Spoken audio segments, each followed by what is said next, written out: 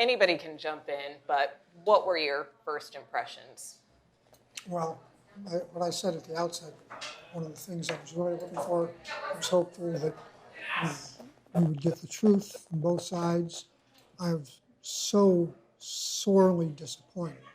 I could sit here and go down the list of absolute blatant out-and-out lies that the former president put out. 9-month abortions, executing babies, eating pets in Springfield, Ohio. He's never heard of Project 25, doesn't know what's in it. And the xenophobic, aggressively xenophobic spreading of lies about immigrants and refugees. I mean, refugees come to this country, all the data shows that immigrants commit far less crimes, especially illegal immigrants. They're here illegally. The last thing they want to do is stand up and draw attention to themselves. They're over here. They're the guys up on your roof, putting your new roof on. They're the guys in your yard. Go around Doylestown. Hire a guy to come put your roof on, and a guy from Bucks County will come and he'll talk to you. But the guys that come and go up on the roof and put it on, they're all Hispanic, and I'd be willing to bet most of them are here illegally. Everybody wants them to come and put their roof on, but they want to listen to that nonsense, calling them those names, calling them murderers. And it just really is irritating. I was hoping for truth. Instead, we got this childish nonsense. Ethan, your take. Well, I was seeing how Kamala Harris was trying to do what Biden did in 2020 and try and play herself as a moderate.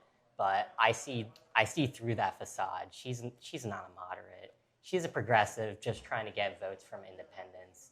Like, for example, Biden was so neutral on immigration during the debates, but when he won for 3.5 years, he had the border open, and then once it came election time, then he closed it, and then they keep saying that the border was secure this whole time, and she's made some good points from times, but I don't think anything that she says is legitimate, that she legitimately thinks about this. Like, I have no clue what she stands for, because she's flipped up between what she said in the 2019, 2020 debates and the 2024 debates right now. Also, what I don't like is that she didn't rebut anything on immigration about the people coming in. I think that he's making some very interesting points. She is trying to prove some things that are absolutely not true. When it comes to the border, I am a business owner. I am a minority. I know firsthand that the people that are crossing the borders are here to work, but that's not all true on all of them that are crossing the border. I firsthandedly had to let go of some people because of the situation of what's going on and the people who are entering and coming through those borders. So I really do think that, we should allow the ones that are, coming here legally. If they want to be here, if they need, to be saved or whatever the case it is, they should come. Fine, come here legally. Do the right thing. We need to do something with the border. It needs to be closed. I am a business owner, and this is something that I, struggle with continuously, and I have been struggling with. And my husband is a roofer. We own a roofing company, and I do know firsthandedly that, those are the ones that are up there, roofing. He leaves home 4 o'clock in the morning, and sometimes he doesn't come home until 10 o'clock at night when the sunlight allows it. So, they're very hard workers, However, something needs to be done because they're not all good. Robert, what's your take? It's been very up and down. I've been getting slightly irritated with actually the both of them. They constantly keep on avoiding the answers, or they're avoiding answering the answers to each of the problems that keep on getting brought up. Granted, both sides of the issues have been talked about, which is also understandable, especially like when you're talking about border control and so on and so forth, because of the fact you get both sides of immigrants that are coming in, but at the same time, we as a country are starting to struggle, and we also want to fix that. So I'm a huge supporter, especially for the border being closed, or at least more tightly, due to the fact we have to fix our own issues. So if people are coming, it should be legally. But then at the same time, a lot of people are seeking refuge. But it's like how certain aspects of people bringing the bad with them. Yeah. And it's just been really confusing on a lot of aspects of the war and healthcare, so on and so forth. They just are going at each other's necks, and they'll start to touch on each individual subject that is actually important without giving any answers. And Raining. yeah, and from there it's more irritating than, cause especially with people like me as a veteran and as somebody that's kind of on the fence for either or. They're not making it easy to choose somebody that I feel as though is actually right. They're not giving any solutions to any of the problems. And from there, it just seems like it's more entertainment than it is actually debating on problems. Thank you for your service, by the way. I appreciate it. Thank you. And Bridget, how did you feel? So I definitely agree with Eddie. I wanted to see a more respectful and polite debate. I think that both of the candidates are really good debaters, and I wish that they actually showed that instead of just interrupting each other.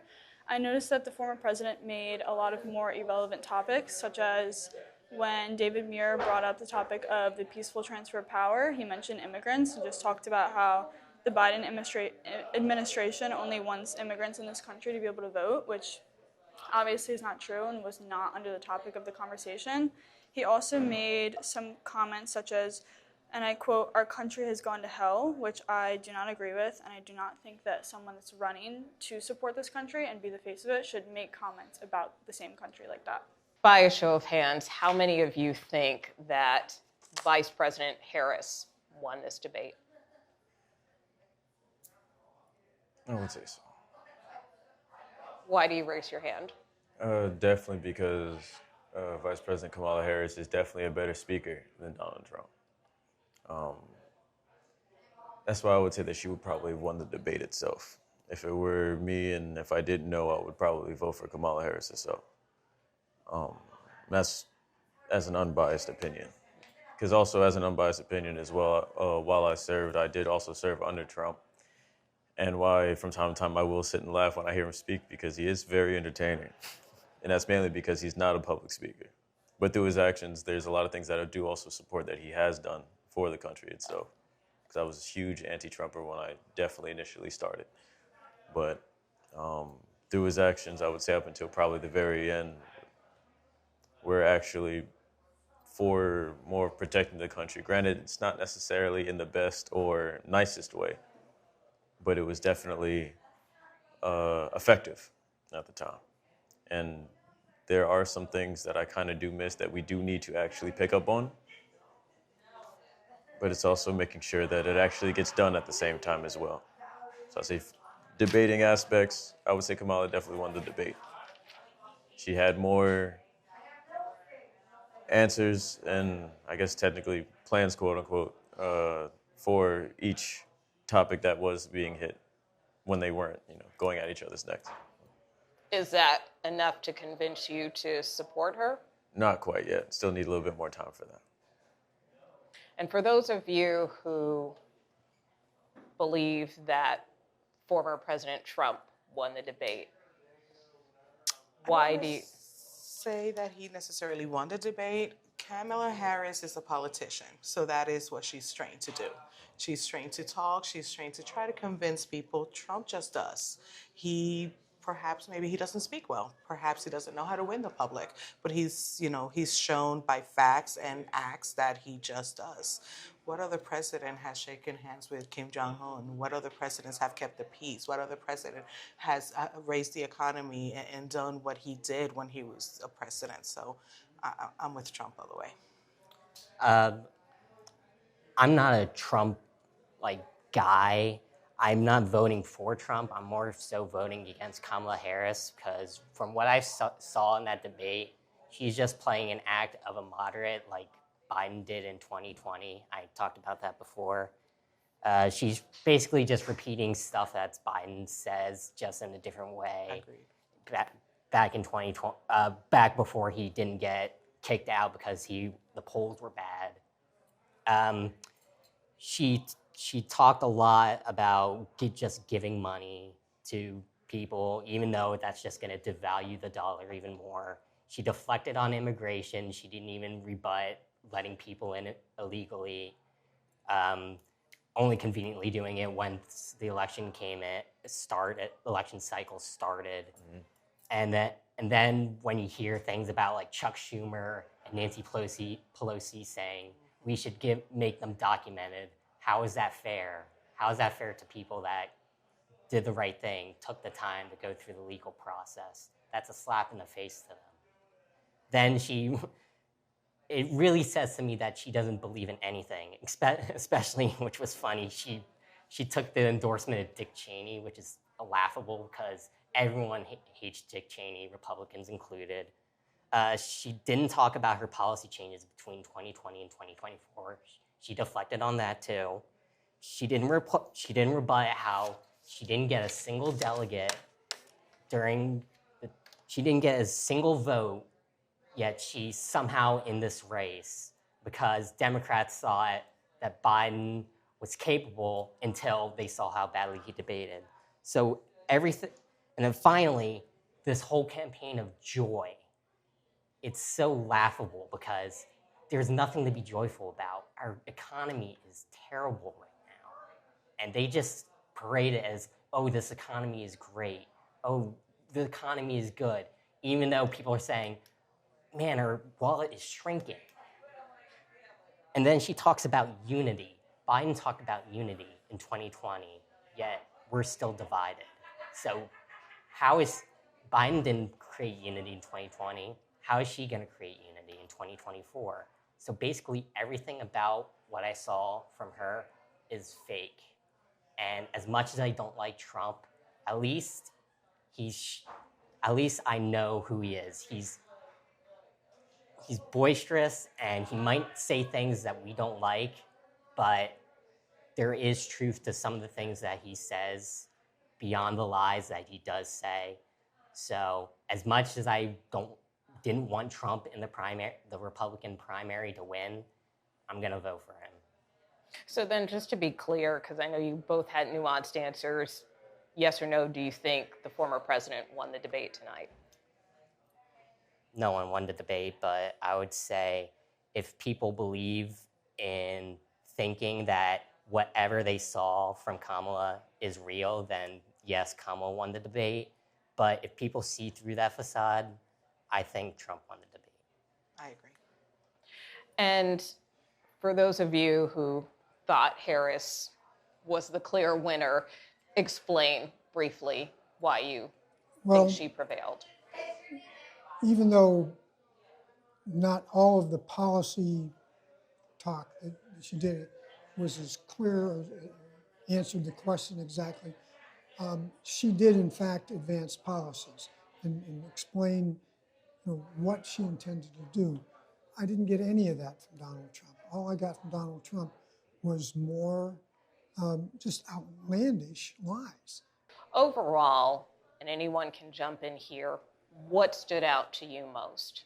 I would say what definitely stood out to me was, even though it wasn't even really part of the topic for majority of the debate, is actually everything that's been going on overseas, from, at least for me, that have been around. I wasn't in the Middle East, I was over in Asia, but still from the aspect of actually dealing with other countries and military powers is extremely important.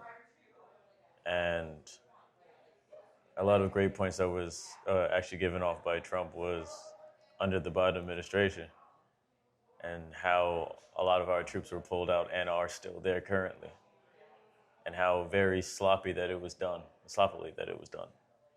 It's definitely something that hit home because it made a lot of us very, very angry at what was going on. And I think that's the reason why a lot of times a lot of people, including myself too, have leaned Trump harder, is due to the fact of his action with said issues. What was great about it was called out of how badly that Biden handled a lot of our situation when it comes to military force and presence.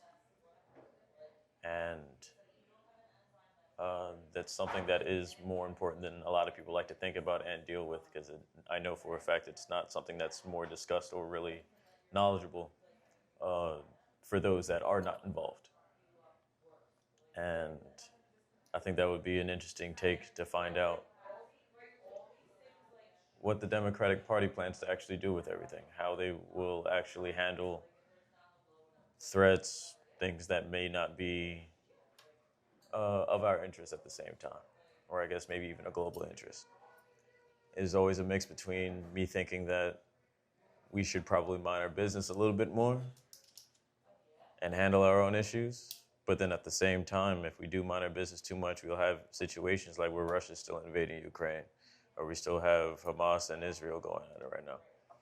Just very briefly, I mean, transitioning kind of from foreign policy to democracy, and I particularly want to ask you, Heidi, and you, Ethan, about this. What did you make of the former president's comments when he was asked about the 2020 election? What do you make of the fact that he, in essence, kind of doubled down? I mean, he did not concede still 4 years later. So what do you make of the fact that the former president 4 years later still does not accept the results of the 2020 election?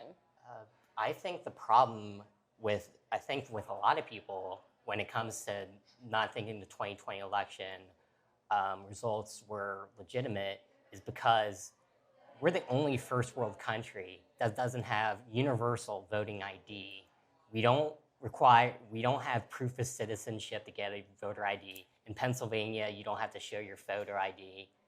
Right now, a lot of people don't believe in our democracy because there's so many flaws. He stated that we don't know how,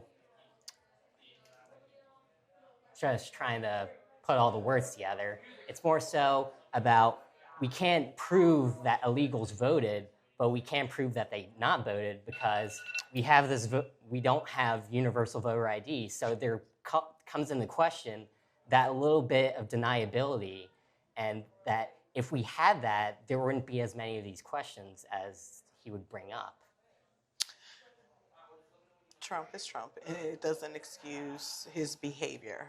We all know how he is and how he has acted previously. So I really do think that, if he has questions, I don't want to call him a sore loser, but he's a businessman. He's not used to losing. He is who he is. Obviously, we all know that he lost. He doesn't want to face it. He doesn't want to admit it. He doesn't want to accept it. That's on him. That doesn't change my way of thinking, with him winning the presidency and voting for him. And briefly, for those of you who support Harris, did his response tonight give you any pause or make you concerned about the outcome of the 2024 election? Yes and yes. The peaceful transfer of power, I'm a Vietnam veteran. I took an oath going back in 1968. I took the same oath that he took to support and defend the Constitution. That's what the oath says, not going to defend the borders or anything else, defend the Constitution. But we have a wonderful Constitution. Everybody agrees that it was well done, and it's a great document, but that document doesn't mean anything without the oath. It's that oath of office, that says you're going to defend the Constitution no matter what. That's what counts. When we have a president who refuses to accept a legitimate election and refuses to leave office, tries to get fake electors, and get somebody, the Secretary of State in Georgia, to find votes. When we have a president who doesn't concede an election and tries to stay in power, that violation of his oath of office makes the Constitution worthless. If he gets another term, or if he loses this election, he will not concede this election. and more people sign on with this, and it just fragments the country more and more and more. It's the oath of office that really keeps us free, not the Constitution. And he violated that and will again. And Bridget, very briefly, how did you interpret his remarks? I agree completely with Eddie. I think that it's interesting how he didn't question the election that he won, but he questioned the election that he lost. And I think that for this next peaceful transfer of power, I hope to see it actually executed. If he, I hope to see him actually admit that he lost if he does. And I hope, he doesn't go back on the things that he said in 2020. The other question I want to ask you about, too, just kind of going back to your broad takeaways, but initially when the debate started, what did you think of their body language? Well, Trump did the hand things a lot. He always does the hand things. He does like a little bit of like a lean.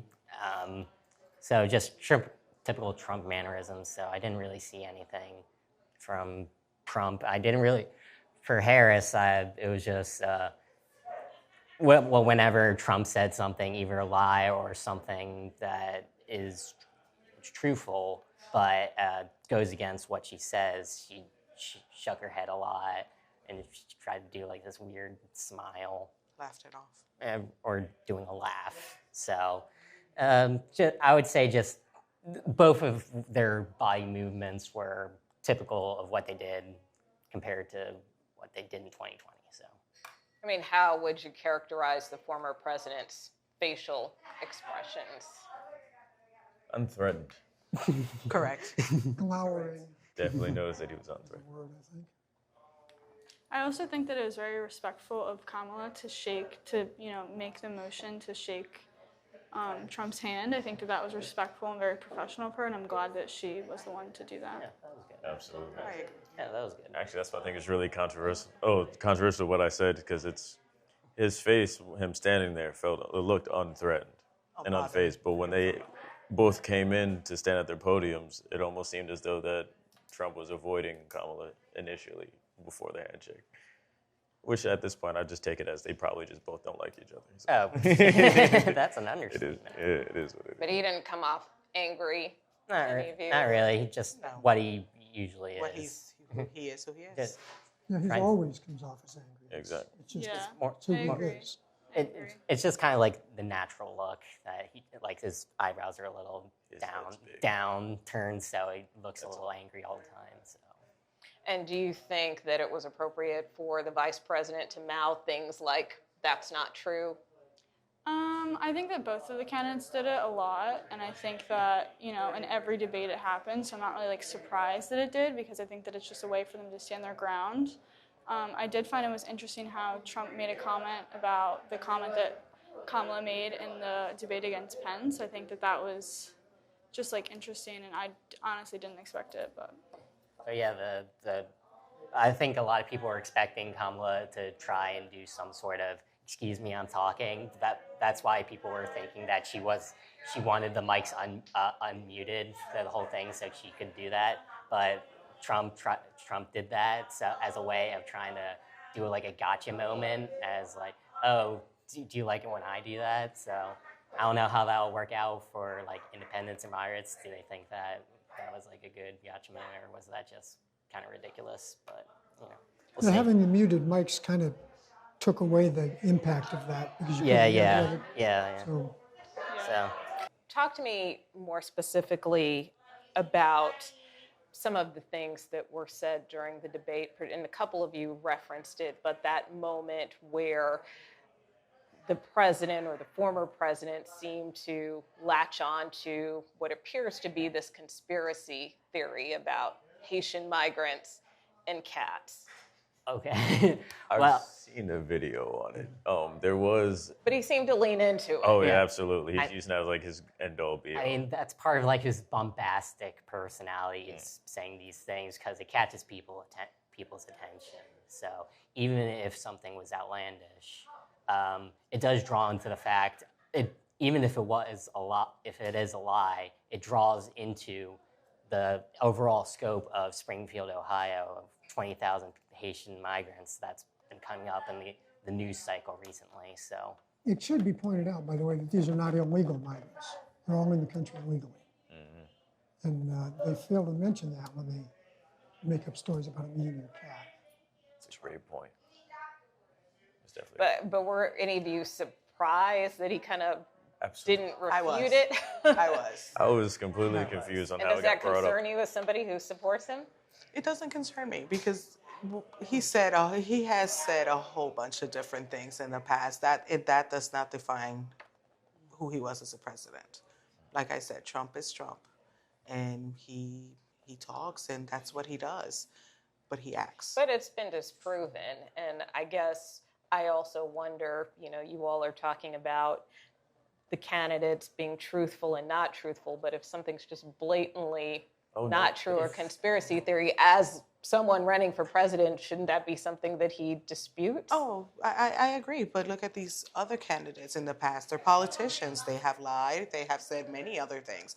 But just because they're not Trump and they're not as obvious and outspoken as Trump is, So it's okay to peddle a conspiracy theory? it's not okay to To his defense, no, that was actually real because there was police camera footage of them also arresting that woman. She was out on the front lawn because she actually Yeah, ended but up. she wasn't in Springfield, and she wasn't Haitian, and she wasn't an immigrant. Ah, She killed a neighbor's cat. And that was in Canton, Ohio, which is about, 90 miles away from Springfield? So she wasn't a Haitian, she wasn't an immigrant. it was in Ohio. And she wasn't in Springfield. Good. But they're using that as proof that this is going on. Now, let's talk about some of the issues that were raised this evening, starting with the economy. How do you feel about the economy, and did their responses make you feel any differently about your perceptions of how things are right now? They did not discuss the economy enough for me. They did not talk about any plans as of how they, plan on fixing it. It's at its highest as we speak, and I've never seen the economy this high. So I definitely do believe that there should be another debate where we discuss the economy and better protocols and better plans as of how we're going to fix the economy. How are we going to move forward because we're in a big deficit as we speak. What are we going to do? That being said, though, I know you said at the top that you're a small business owner. We heard the vice president tonight lay out a plan for small businesses. That was for startups. My business has been standing for quite some time. That's okay, and that is good for those who are starting up. But what is that going to do for my business? What is that going to do for our economy? When it comes to payroll taxes, when it comes to all the expense that we have based on, the way the economy is at its highest. Us small business owners, we're kind of suffering because of it. Our payroll taxes are at its highest. I have never paid as much as we have paid these past 4 years. And what about in terms of the former president saying, look, we had the best economy when I was president? Do you agree with that? I totally agree. Totally agree. As a matter of fact, my business grew when he was the president. We went from having a small amount of clients to having over 70% more clients in 1 year. And what about for those of you who support Vice President Harris? What was your takeaway in terms of some of the proposals she put out in terms of small businesses, this child tax credit? Child tax credit, I think, is important. And as far as the small business, I'm not a small business owner and never have been. So I'm a little, I'm not the guy to probably speak to that. Incentives for startups are good. It all depends on what we can afford and how much we're investing and what kind of return we're getting for that investment. The child tax credit, for sure, I think is a good idea. I agree. I think that the economy is in a really rough spot right now. I know a lot of families are living paycheck to paycheck, which I think is so unfortunate. I do think that either plan by either candidate. I just want to see the economy get better. I don't really care. I would like to see it get better under Kamala, but either way, I just think the economy is really important right now. And again, like, I'm 17, so I don't really have like a lot of experience with like how the economy was under Trump's presidency because I was like 12 or 13. So, it's hard for me to speak on that, but overall, I just hope to see like a change and an improvement in the future. What about, and I don't know if you want to chime in very quickly on the economy? I have really no standpoint in it so far since I've been alive and I guess living within it. Everything is just getting more expensive and it's workable, but at the same time, it shouldn't be as bad as it has become. Things are just getting harder to do. Really, some of the parts that make me a little bit nervous is about Kamala Harris's plans for the economy because it seems as though it's going to be extremely able to be taken advantage of. And there's going to be plenty, because I've also come from a lot of, I guess, places in my upbringing in a lot of low-class areas, and I've seen how people can definitely take advantage of it. And that itself would definitely put more people in more of a deficit than they think. What about the exchange on reproductive rights? How did you feel about that? For me, it's been really a little aggravating because at the end of that discussion, still hasn't said whether or not they're going to be pro or against. Granted, Trump has been going over the top, talking about how they're aborting babies at 9 months or having the baby born and then executed. I might be a little too far construed, but at the end of the day, I believe that the choice should be available, and women should not be prosecuted for whatever they do to themselves or for whatever their position is, so on and so forth. That's my standpoint on that. I agree 100%. I think that Kamala stood her ground on her position. I think that she's always been more pro-choice, and I think that, Trump and his administration, he did pass a lot of, the whole Roe v. Wade, and I think that that's just like so horrible. So I do not like to see him going back and trying to act like he's been this like hero and he's saved so many women's lives when he's really done the opposite. And I think that Kamala did well and stood her ground on her position. What did you make of his response in that exchange? I mean, he was pressed several times on whether he would potentially veto a national abortion ban, and he didn't really answer the question. He just said that it should go to the states and the states are going to decide. How did you feel about his response there? I think he kind of avoided it. He didn't want to touch the subject. He didn't convince me. He did not convince me. Are you concerned about an abortion ban? In that aspect, I am. I do believe in a woman's right to choose in certain circumstances.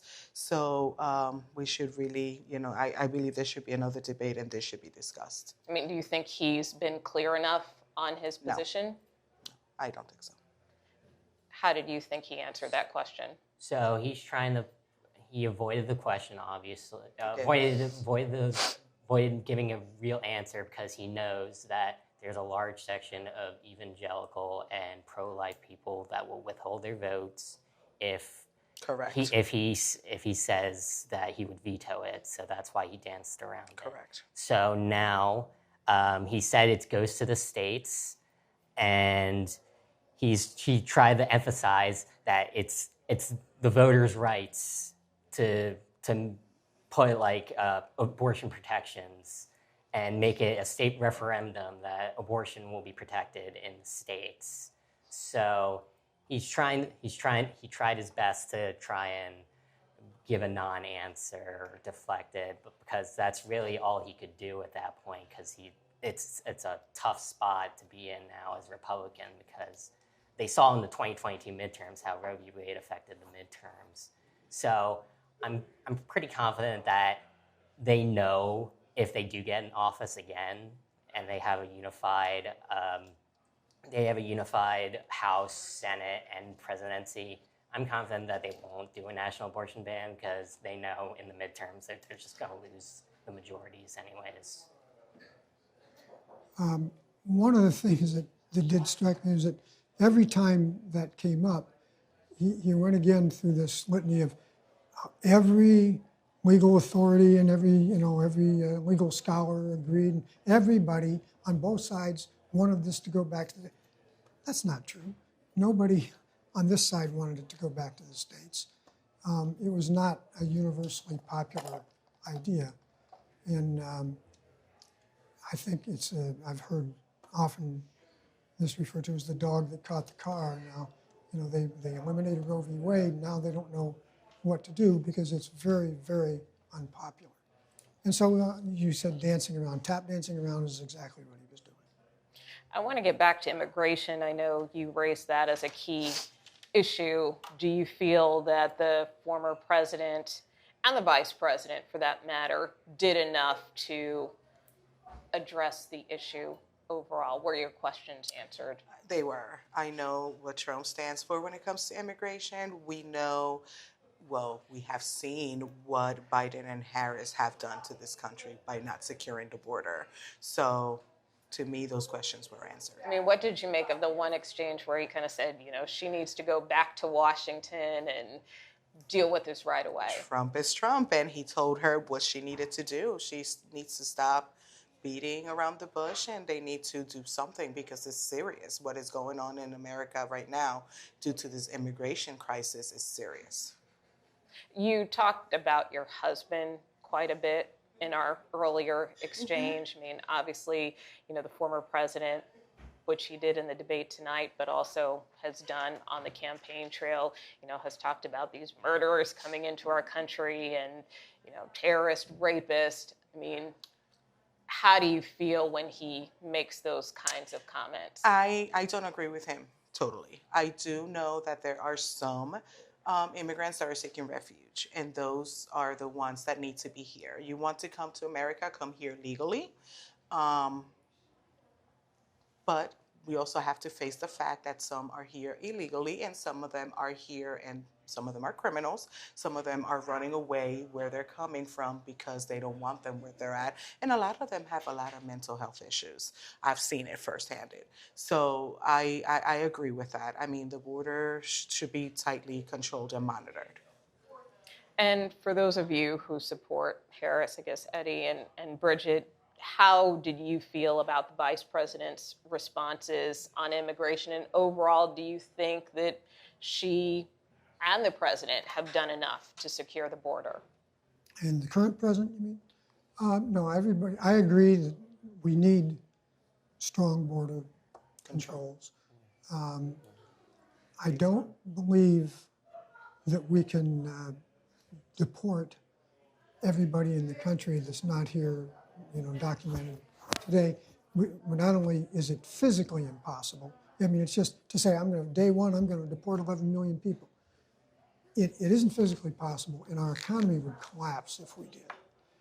Whether we like it or not, our economy is very, very dependent upon this labor. And so quit telling me that you're going to do this. It's nonsense. So I'm very, very unhappy about that. I agree completely. I think that immigration was one of the topics that I was the least satisfied with. I think that none of them really gave a strong answer and a strong plan that I agree with. So I definitely want to see more improvement in that. And I think that Eddie mentioned a lot of good topics about you can't just wipe all of them out. You know what I mean? They're such hard workers, and I think that they're so good for this country.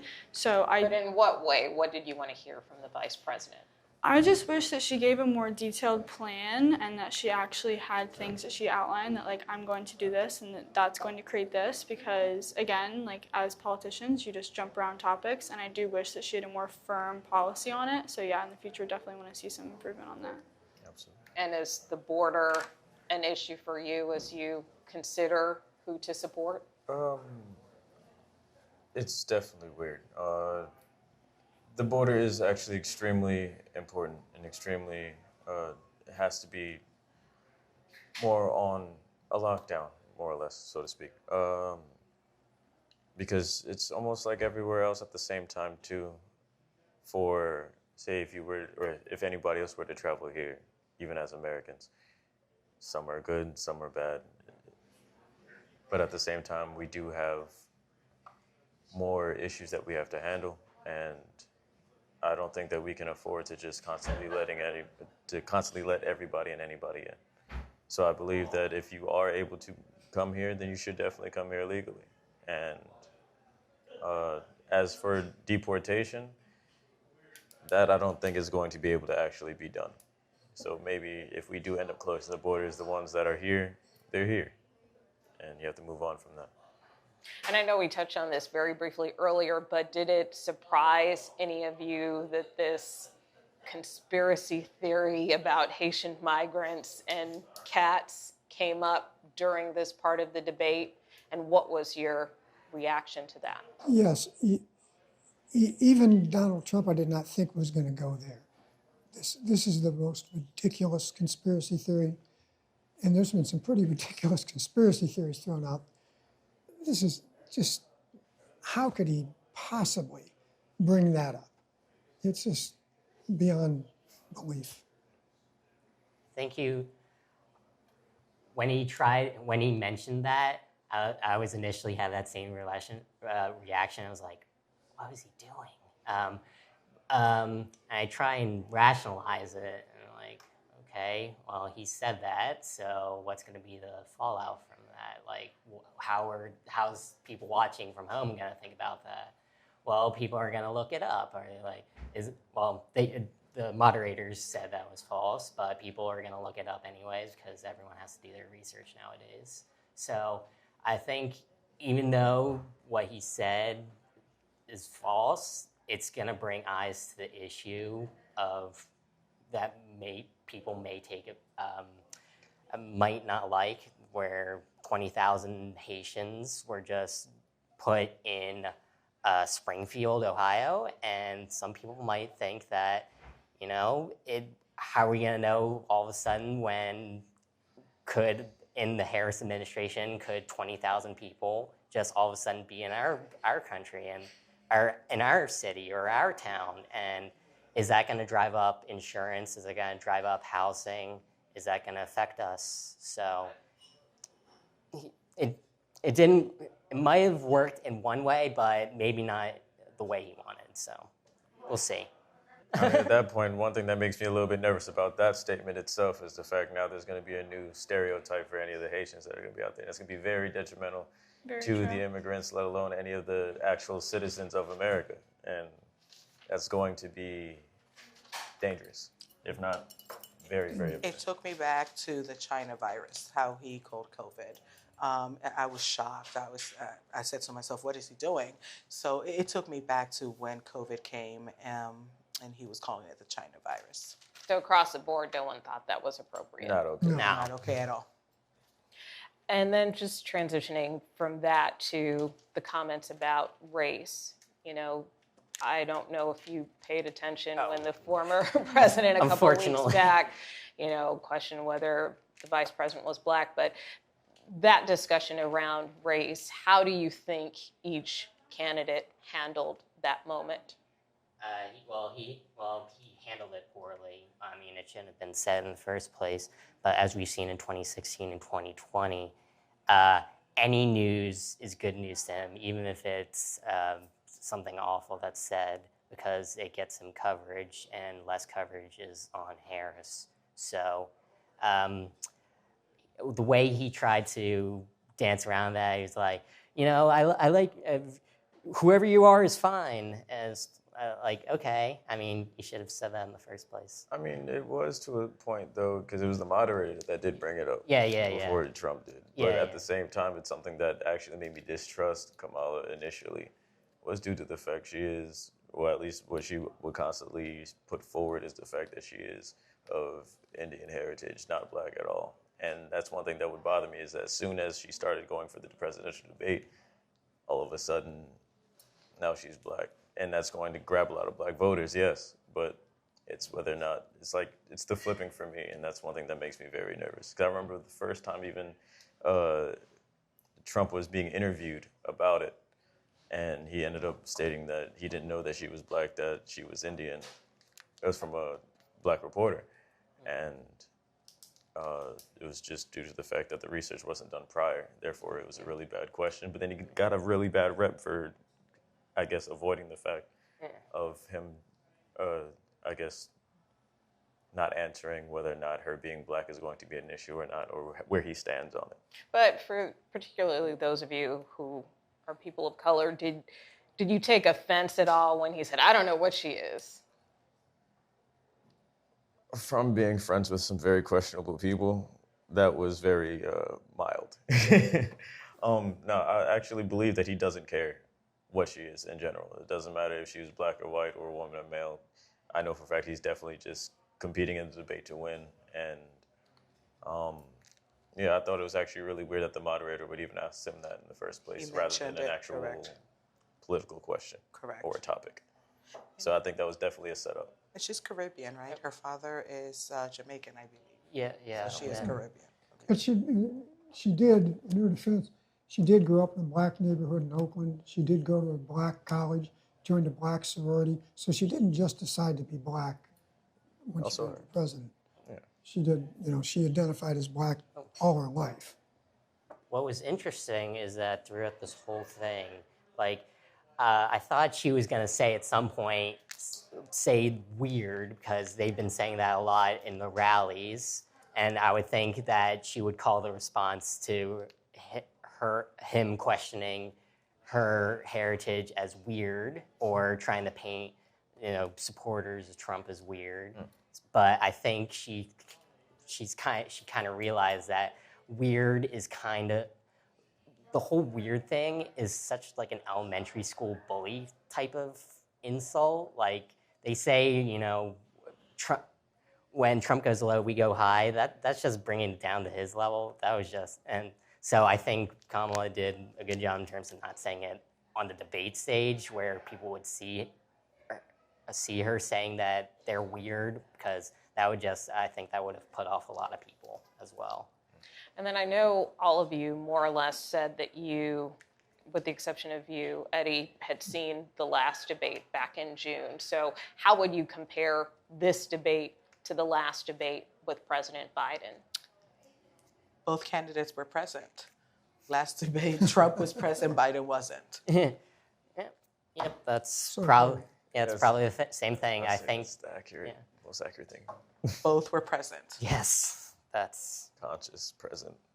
So do you think it was the right move on the part of President Biden to step aside? And come out of break? Absolutely. it was. He should be taking But- care of his grandbabies. Yeah, Yes. He should have retired a long yeah, time ago. it was, but it shouldn't have happened in the first place. Like if the debate didn't happen that early, he would still be.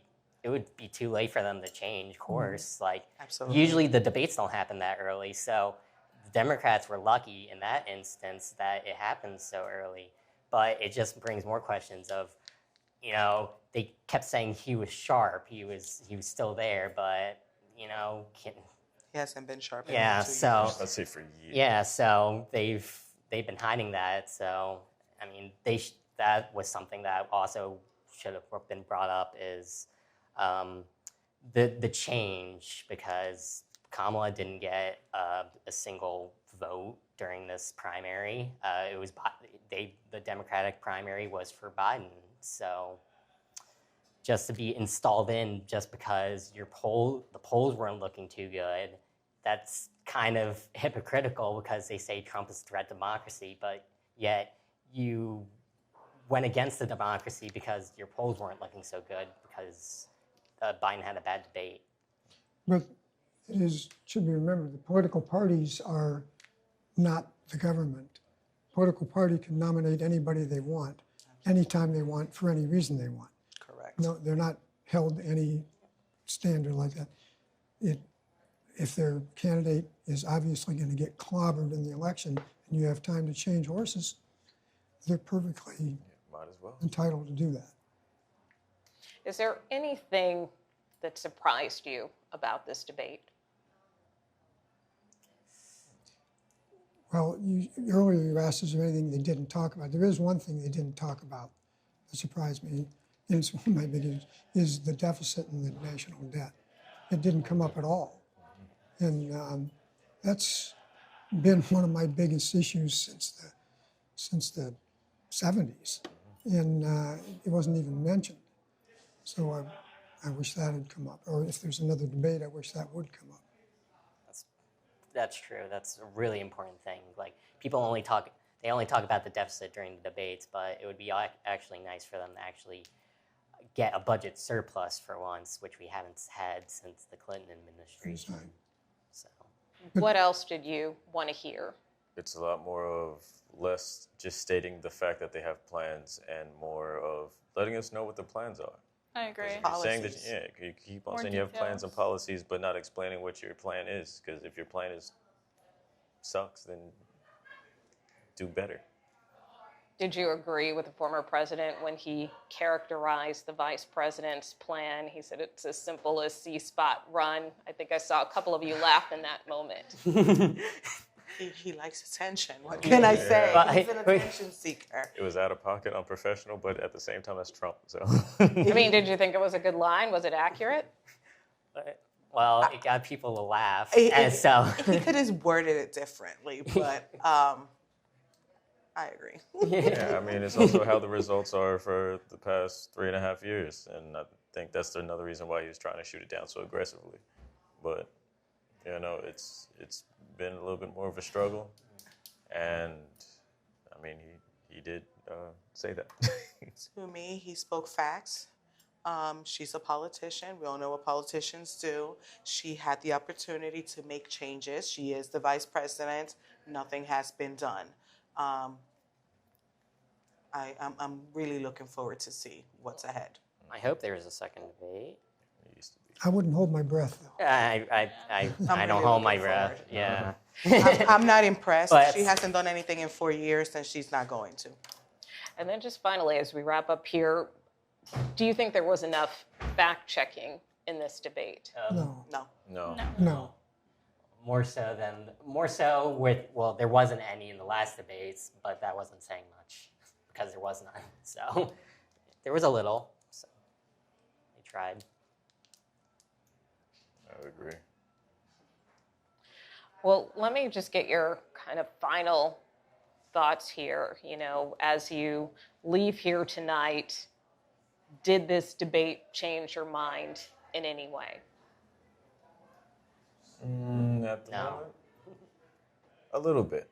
I have to do a little bit more research on Kamala's plans and see what she's really standing for, because a lot of politics is a lot of this debate is a lot of politics, and I know for a fact how Trump actually runs, and that's more action over debating and speaking, Correct.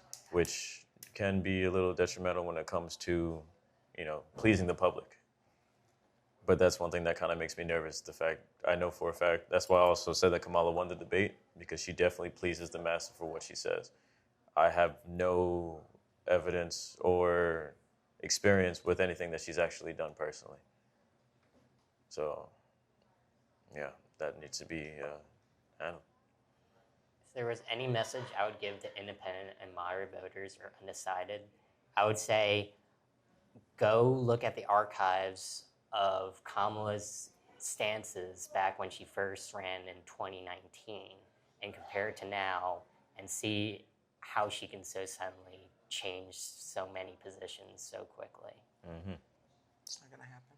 And for those of you who shook your head, no, this debate didn't change your mind, why? I think that she still remains a strong candidate for me, and I think that he made a great point that you should research. You shouldn't just blindly trust. So I think that before everyone goes out to vote, you should definitely research and really pick the candidate that best fits your policies. But overall, I think she's a strong candidate. This, if anything, it reinforced my opinion. He stood right up there on the stage and again denied that he lost the election last time around. That's tearing the country apart, and it's the refusal to go along with a peaceful transfer of power is the biggest threat to our country, far bigger than immigrants coming in or anything else. And he went up there and doubled down on it again. When it looked like he was finally admitting that he lost it the last 3 times in the last week, he went up and doubled down on it again. So if anything, it just reinforced it to me. One quick follow-up, just because we're in Pennsylvania, and I know this was also a big issue in the debate, this issue of fracking, which I know is huge in Pennsylvania. We hear the vice president say time and again, I will not ban fracking, I will not ban fracking. Do you believe her? Yes. As long as we need the oil or the gas, they're going to frack. That's just the economy, the way it is. I'm hopeful that we'll be able to wean ourselves away from fossil fuels, but we're not going to turn out the lights and move back into a cave. That's just not going to happen. We have to develop alternatives, whether that includes nuclear, solar, wind, and all of the above. But we have to do that. But nobody's turning off the lights, and nobody's advocating turning off the lights and moving back into the caves. I think that Republicans, instead of denying climate change, should instead take a different stance. Instead of saying climate change doesn't exist, they should instead focus on energy independence and saying, look, solar and wind, they're nice, but it's not it won't sustain us, and we're just going to be cutting. We'll just be taking more land for those energy, for that energy. So I think that if it were me, I would say Republicans should lean on more on a nuclear stance. Like, I know Pennsylvania kind of has a bad history with nuclear, but nuclear has advanced a lot since then, and nuclear is clean. It does not make any carbon emissions, and it will not only meet our energy needs now but also in the future, and also create jobs. So I think that instead of denying it, they should take a different stance and say, the Democrats, they might have these nice weak energy, but we like nuclear, and that's going to help make us energy independent. All right. I know it's getting late, so I don't want to keep you any longer, but if just at this point, give me your closing thoughts as you walk out of the door here today. Kind of what are you taking away with you after tonight's debate? I think it was a typical presidential debate, a lot of interrupting and everything, but I do think that they made some good points, and I think that it did give a lot of people a better decision and a better answer for who to vote for. Do your research. Go vote. That's really it for me. But you still need some time to make up your mind. Oh, absolutely. I got to do my little cross my T's, dot my I's, and select who I actually think will actually do it. And also, if it happens to be the case that not be Trump, it's just making sure that I have faith in Kamala to be able to actually do it. Because if I don't have faith in her, then I'm going to have to go with Trump. What am I taking away with me? The fact that they were, again, both present, and they both made some interesting points. However, I would have liked to see a lot more policies, and that wasn't discussed. So I would like another one. But you still plan to vote for the former president? Okay. And you didn't the past two cycles, but you will this time? Will do. What's changing for you on that? Oh, the economy and the border control. Healthcare, economy, and border control. Absolutely. I don't like Trump. I wish he wasn't the Republican nominee. But what Kamala was trying to show, I've said already, that she's just trying to play a moderate when she's not. So as much as I don't like Trump, he does bring up good points on the issues that matter, especially immigration. So, but why hold your nose if you aren't feeling it? Well, because I don't think that we can allow Kamala to install the policies that she proposes secretly, like allowing the border to be open another 3.5 more years while saying it's secure, and then also while the economy, she's just going to throw money at it, which will just devalue the dollar, which has been devaluing since we went off the gold standard in the 70s. So as much as I don't like Trump, I think at least during the Trump presidencies, I wasn't able to tell a difference, but now during the Biden presidencies, I can definitely feel the difference in my wallet, and yeah, that's where I stand. To clarify, I don't like his personality, but I do believe in what he stands for. He might just be the right man for the job. Correct. Even though we might not like him. But he Correct. Well, just the opposite. I'm reinforced in my belief that he is an existential threat to our democracy.